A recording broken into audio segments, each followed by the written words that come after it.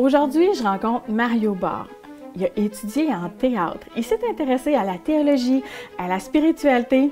Il est arrivé à Radio Ville-Marie, une station qui ressemble un peu à Radio Galilée, où on trouve du chant classique, de l'information religieuse, des nouvelles évidemment.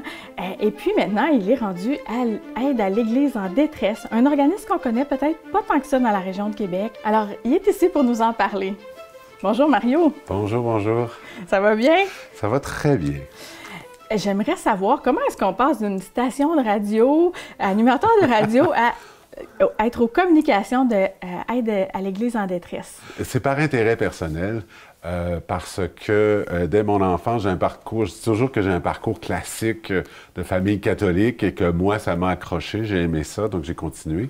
Et finalement, je me suis intéressé au théâtre très jeune, j'ai fait l'école de théâtre à Saint-Hyacinthe, quelques années en théâtre, un petit peu de télévision, cinéma, et ensuite, j'ai quand même été intéressé par Radio-VM dès le départ, Radio Ville-Marie, depuis 1998, donc je fais de la radio là-bas. D'abord à titre bénévole, ensuite quelques contrats, et puis je continue. Et puis, bien, venant habiter à Québec, j'ai eu la chance également d'être introduit à Radio Galilée. Et maintenant, les gens qui écoutent ces deux stations, bien, peuvent entendre une émission, Question d'aujourd'hui, donc qui est l'émission de l'Office de catéchèse du Québec, qui est diffusée sur les ondes des deux stations, des deux réseaux. Donc, grosso modo, là, c'est vraiment un intérêt personnel, mais aussi bien sûr, au niveau de ma foi, donc au niveau de ce que je suis, et c'est ce qui fait en sorte que je continue aujourd'hui, même si parfois ça peut être difficile. Qu'est-ce qui te touche dans l'organisme Aide à l'Église en détresse? D'abord, ce qui me touche, c'est que j'ai toujours été intéressé par les nouvelles internationales. J'aime beaucoup voyager, donc pour moi, m'intéresser à ce qui se passe ailleurs, c'était déjà quelque chose dans un intérêt personnel. Et j'ai connu l'organisme en 2007.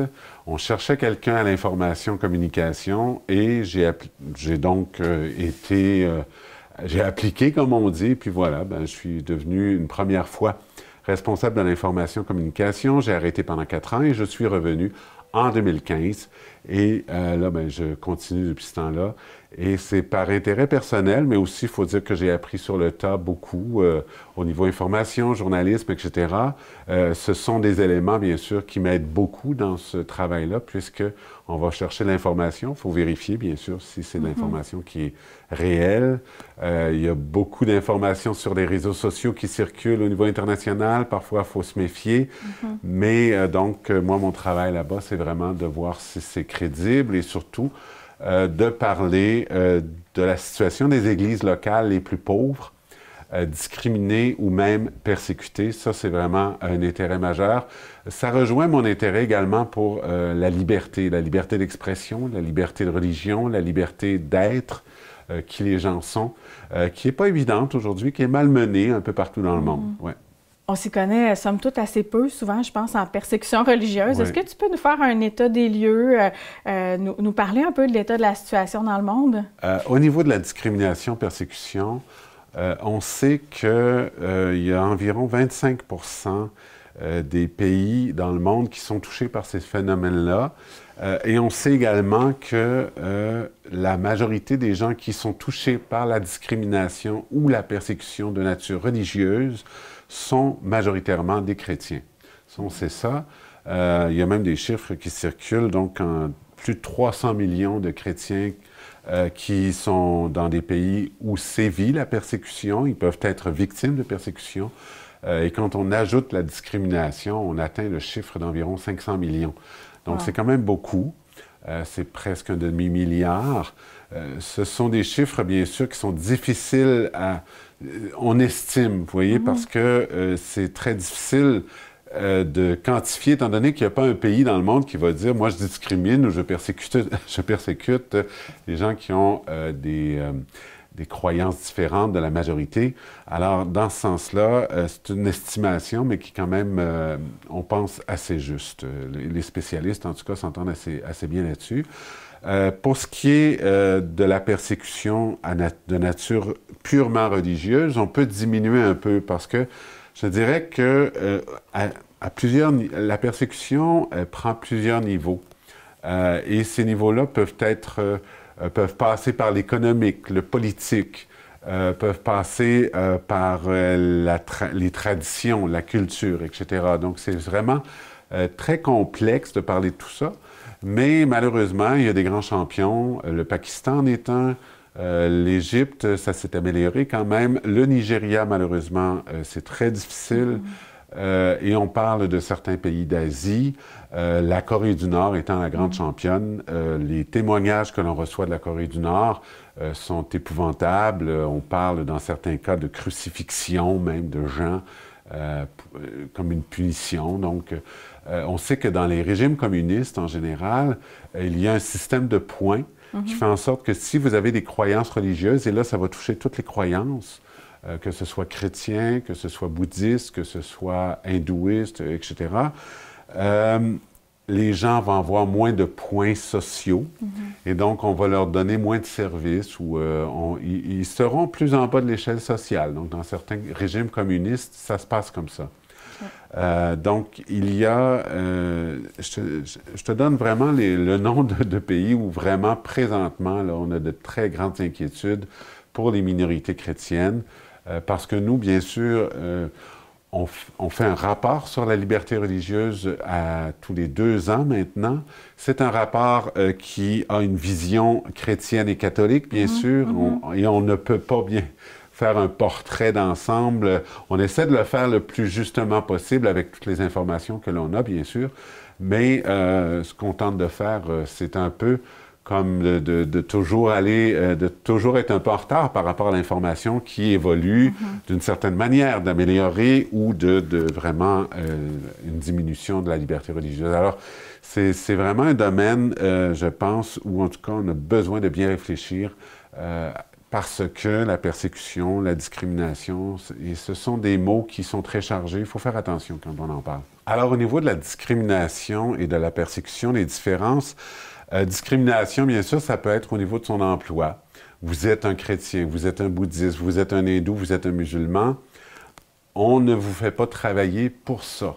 Hein? Donc, et on va le faire d'ailleurs, ça rejoint finalement tous les types de discrimination qu'on a pu voir, par exemple, avec les femmes dans nos sociétés.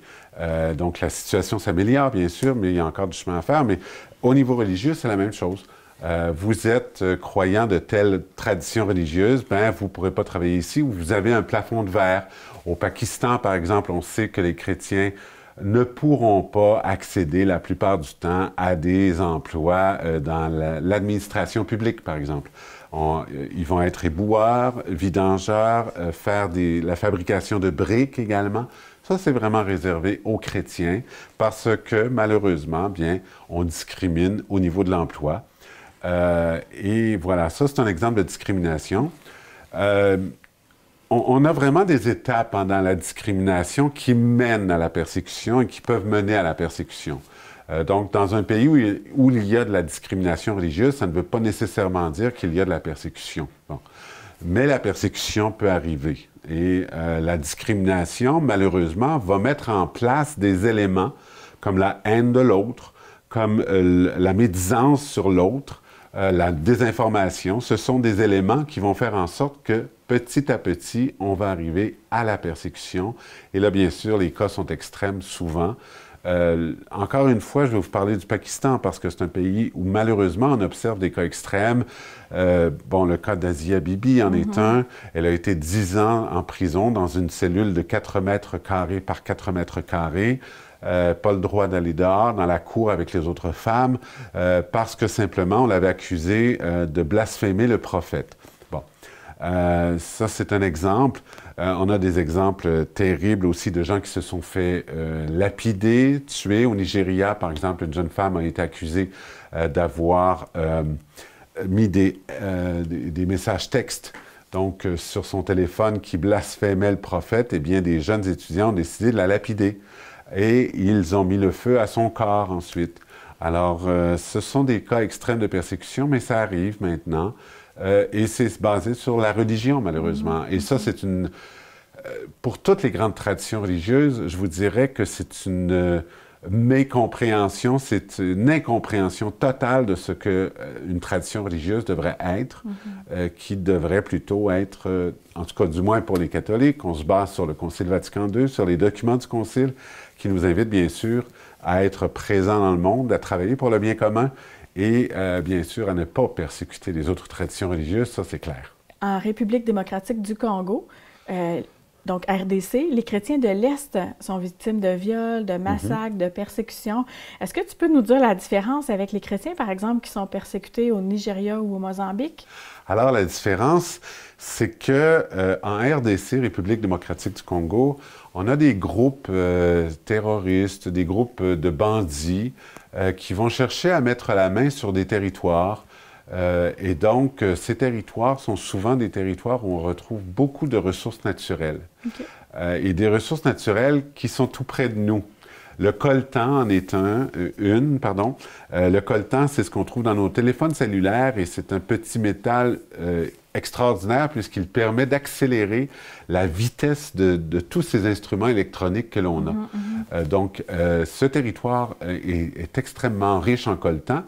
Le malheur des habitants de la République démocratique du Congo, du moins dans l'est du pays, c'est qu'il y a vraiment des groupes qui veulent mettre la main sur ces ressources et on ne sait pas trop finalement qui sont derrière ces groupes-là parce que plusieurs de ces groupes sont formés de jeunes, des jeunes qui vont avoir ou non une croyance religieuse, la plupart du temps une croyance fondamentaliste musulmane, mais on ne sait pas trop parce que les intérêts sont peut-être finalement beaucoup plus proches de nous qu'on ne le pense. C'est ce que du moins croient de plus en plus de spécialistes des questions internationales.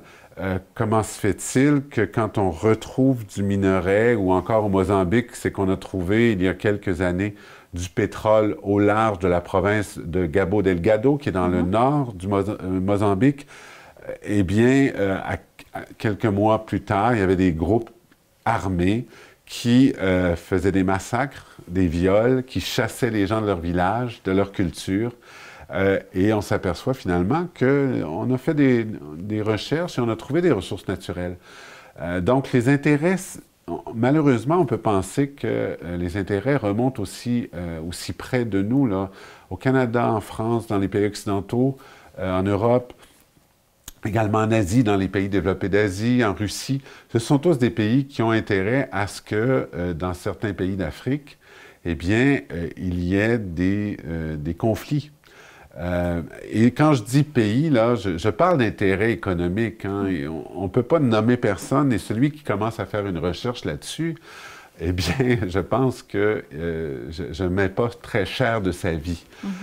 Mais on peut commencer à penser que finalement, tout ça est interrelié et que malheureusement, l'extraction de ces ressources naturelles ne se fait pas sans qu'il y ait des victimes collatérales. Moi, en tout cas, du moins, c'est ce que je pense de plus en plus vis-à-vis les informations que l'on reçoit des gens sur le terrain, de l'Église, entre autres, des acteurs de l'Église catholique. Et tu me posais la question également sur le Nigeria. Au Nigeria, c'est Boko Haram qui est installé surtout dans le nord du pays, mais on s'aperçoit également qu'il commence à faire des percées dans le sud. Il y a eu un massacre, le massacre de la Pentecôte du 5 juin 2022, où plus d'une quarantaine de personnes ont été tuées, plusieurs blessés. Donc, les gens sont entrés, les bandits sont entrés avec leurs fusils et puis ont tiré sur la foule qui était réunie pour célébrer la Pentecôte, pendant la messe de Pentecôte.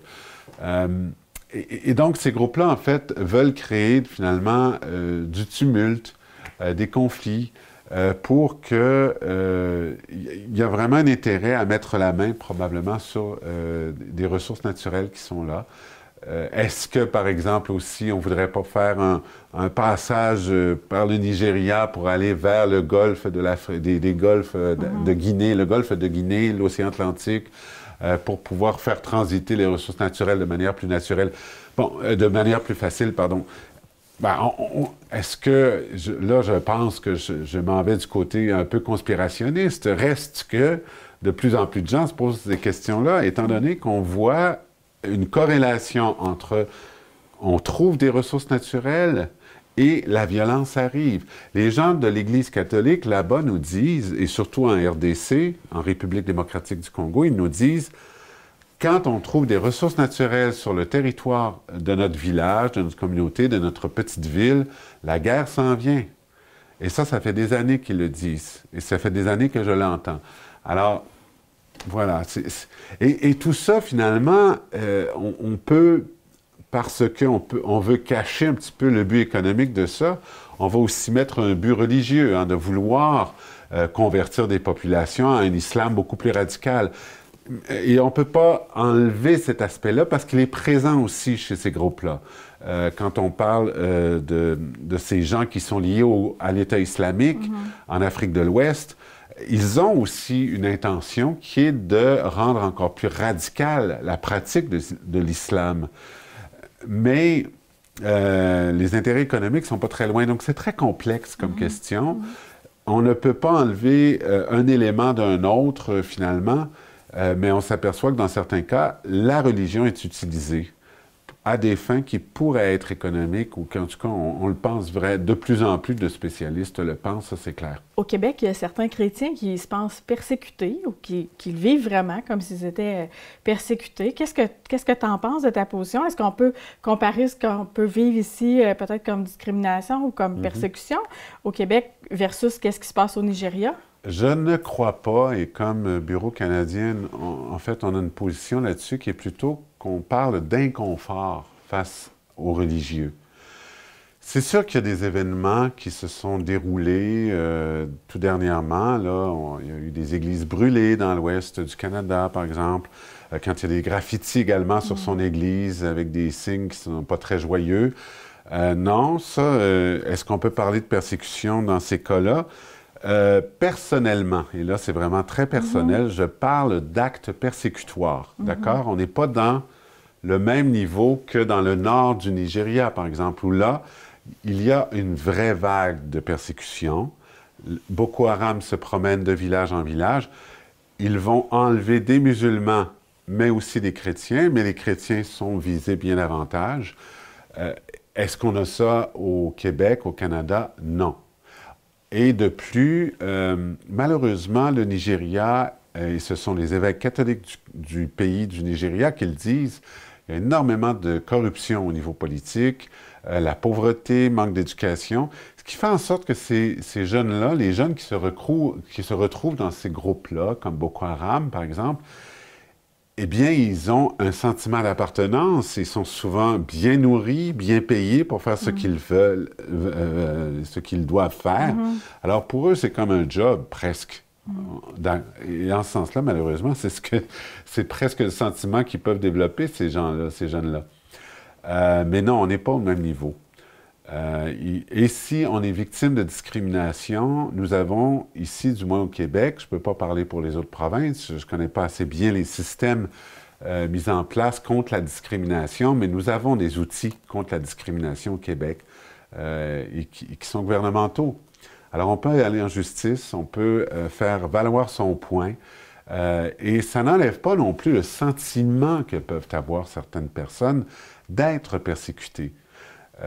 Avec l'histoire de l'Église catholique au Québec, bien sûr, elle était majoritaire, elle était partout, dans tous les villages. Et donc, là, présentement, il y a un réajustement, il y a un rebalancement peut-être. Et le Québec n'est pas hors du monde, il est dans le monde, et le monde lui-même est très, très tumultueux présentement. Donc, il y a vraiment ce sentiment-là peut être présent. Cependant, j'invite les gens à faire l'exercice de regarder les faits. Est-ce que j'ai subi de la discrimination pour de vrai? Est-ce que j'ai subi de la persécution? Parce que là, quand on parle de persécution, c'est vraiment, on s'en va chez vous, on ouvre la porte de chez vous de force, on viole votre femme devant vous parce qu'elle est chrétienne, on tue votre mari parce qu'il est chrétien devant vous, on vous enlève, on vous amène avec nous parce qu'on veut une rançon, c'est ce qui se passe au Nigeria. Donc, on n'a pas ces éléments-là au Québec, et heureusement. Et si ça arrivait que quelqu'un aille jusque-là, et on ne le souhaite surtout pas, eh bien, on a des éléments de justice. On peut aller à la police, on peut dire « j'ai été victime de tel crime ». On a également la notion de crime haineux au Québec et au Canada. Donc ça, c'est important de le rappeler. Et c'est important de se plaindre auprès des autorités concernées, les autorités policières, la Ligue des droits et libertés, je ne sais pas, il faut absolument ça, les utiliser, ces outils-là, qui sont des outils censés être indépendants. Donc, ils sont indépendants, ils sont là, il faut s'en servir. Je pense qu'on serait, parfois je dis, et ça c'est encore une fois très personnel, ce que je vous dis, mais je pense qu'on est un petit peu paresseux par rapport à ce que l'on peut faire. Bien sûr, il y a des situations dans certaines localités où tout le monde se connaît, c'est plus dur. Ça peut être plus dur. Ça, je peux comprendre ce sentiment de dire « je suis incompris ». Mais là, il faut analyser les faits. Est-ce que je suis vraiment discriminé ou c'est seulement un sentiment que j'ai? Et face à ce sentiment-là, comme chrétien, comment je réagis? Qu'est-ce que l'Évangile me dit là-dessus? Alors, il faut vraiment, vraiment faire attention à ces mots-là. Et je pense aussi qu'il faut faire attention au mot martyr. Le mot martyr, d'abord, on sait que ça veut dire témoin. Et être un témoin de qui et de quoi. Donc ça, c'est important aussi de se le rappeler. Les chrétiens persécutés ne cherchent pas la persécution. C'est la dernière chose qu'ils veulent. Mais leur foi est tellement grande en Jésus-Christ, et dans les valeurs de l'Évangile et dans la mise en place de ces valeurs dans leur propre paroisse et si possible, bien sûr, dans la société où ils sont, qu'ils ne peuvent pas renier ce Christ ressuscité qui vit en eux, bien sûr. Mais, et ça peut mener à la persécution, mais il faut faire attention ici de dire que de mettre un peu trop de fleurs sur ce mot. Vous comprenez? Et c'est peut-être le danger qu'on a comme pays où on est bien, finalement. On s'aperçoit qu'on est bien par rapport à bien d'autres contrées. En tout cas, du moins, quand on étudie la situation de persécution dans d'autres pays. Alors, j'invite vraiment les gens à faire l'exercice. Il y a un inconfort. Il peut y avoir des cas de discrimination, et ça, on doit être conscient. Ça peut arriver jusqu'à des actes persécutoires, ici même au Canada, au Québec. Alors, on va vers les instances policières, on va vers les instances gouvernementales qui peuvent nous aider à combattre cela. Ça existe au Québec, au Canada, il faut s'en servir. Je pense que ça, là-dessus, il faut être assez combatif. C'est peut-être aussi de l'ordre de la foi même. De dire, ben j'ai foi que ma société est une société où le bien commun peut prévaloir et que ma plainte de discrimination est basée sur des faits. Encore une fois, il faut absolument que les faits soient très, très, très clairs. Hein? C'est pas seulement un sentiment, là. Et s'il y a un sentiment, ben, il faut voir qu'est-ce qu'on fait avec ce sentiment-là et comment on réagit avec celui-ci. C'est pas facile, je le sais. Et moi-même, je veux dire, je vois des églises qui se ferment. L'église où j'ai été baptisé à Granby, qui est l'église Saint-Eugène, eh bien, elle a été vendue. J'ai eu un petit pincement au cœur. Bon, mais on continue. On est chrétien surtout parce qu'on a une communauté chrétienne et qu'on veut vivre ensemble et qu'on vit comme le ressuscité, avec l'esprit du ressuscité et non pas seulement avec les pierres, bien sûr.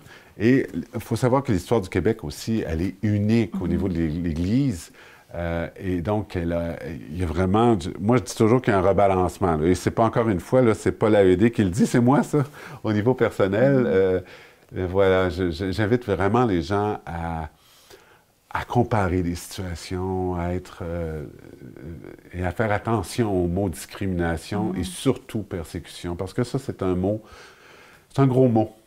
Il faut l'utiliser avec parcimonie et il faut l'utiliser quand la situation, elle est justement une persécution, mais pas quand c'est pas une persécution. Ça, c'est très important, je pense, qu'il faut vraiment là, départager ce qui est du sentiment et ce qui est des faits aussi. Voilà. On parle de persécution, ça peut nous sembler vraiment lointain. Qu'est-ce qu'on peut faire? Y a-t-il des choses concrètes qu'on peut faire quand on est ici? Nous, on a 3 mots à Aide à l'Église en détresse: informer, prier, agir. Alors, c'est pour ça que je suis là, moi, informer sur les situations partout dans le monde. Ensuite, on peut prier sur ces situations pour savoir exactement qu'est-ce qu'on peut faire pour contrer, soit faire connaître ces situations-là. Vous savez, je dis toujours aux gens, partagez l'information. Il y a beaucoup d'informations qui circulent. À Aide à l'Église en détresse, on s'assure que ces informations-là sont véridiques, qu'elles sont vraies, qu'elles sont de vraies personnes et tout ça. Parce qu'il y a énormément de désinformation. Alors, il faut faire très attention. Mais bon, voilà, nous, on est formés. Plusieurs de mes collègues sont formés en journalisme également. Et ce sont des notions qu'on applique dans notre travail pour communiquer l'information des églises locales. Bon. Ensuite, bien sûr, comme on est chrétien, on croit que la prière peut changer les choses. C'est un acte concret. Alors, ben, on invite les gens à prier également, non seulement pour les chrétiens qui sont persécutés, mais également pour ceux qui les persécutent, parce qu'on sait à quel point Saint Paul est un exemple de celui qui a persécuté et qui est devenu... qui a été persécuté, voilà, un témoin, mais qui a été persécuté finalement. Et ensuite, bien, il y a Agir. Donc, dans l'Agir, bien sûr, on met des dons pour nos projets locaux, mais également, comme au niveau de l'information aujourd'hui, je vous dirais, bien, Agir, c'est partager l'information qu'on envoie, qu'on communique dans vos réseaux sociaux, autour de vous. Voilà, c'est des choses qu'on peut faire. Et peut-être même, sur certaines situations, pourquoi pas en parler autour de vous, à des gens, bien sûr, qui auront une oreille attentive à ce que vous aurez à dire. Beaucoup d'informations se trouvent sur notre site web, alors c'est facile à trouver sur vos moteurs de recherche.